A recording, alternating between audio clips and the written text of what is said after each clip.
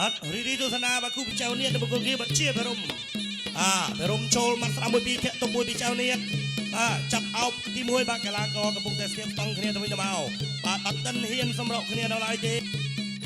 គាត់មកជើងចូលមកដៃឆ្វេងពីចៅតិចបាទចូលវិញទាត់មកជើងអត់ត្រូវសងមកវិញមកពីបរមរុះកែងមួយពួនរៀលបាទបកគលខៀវមានការឧបត្ថម្ភហើយបាទទឹកទី2ចាប់ផ្ដើមអាមេឆោលហក់ចូលមកទាត់មកជើងមកពីរំឆ្វេងស្ដាំ1 2ពីរំចូលមកបាទរុះកា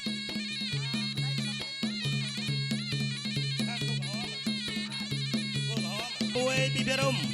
ហក់ចូលមកជើងត្រង់នេះបាទ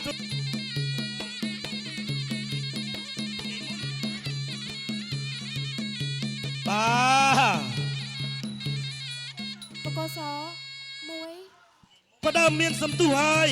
ហក់ចូលមួយពីចៅនៀតរំចាំមើលបាទចៅនៀតសិនភិរមទាត់មកជើងក្រែងមួយពីសងមកពីភិរមបាទជើង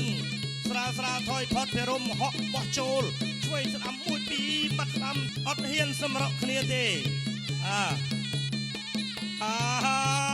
អត់ហ៊ានសម្រុកគ្នាទេតែបាទសម្លក់សម្លឹងហក់ចូលមកចាក់ជើងក្រោមមួយចៅនៀតម៉ាត់លើបាទរុះកែងមួយបិទកែងចាក់ជង្គង់ឥឡូវនេះបាទហក់ចូលទៅហើយពីចៅនៀត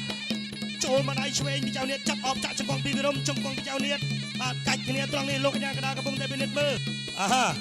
ឥឡូវនេះទាត់ជើងក្រោមមួយម៉ាត់លើពីចៅនៀតបាទភិរមជាយាមចាក់ជើងក្រោមពីវិរមកំពុងតែ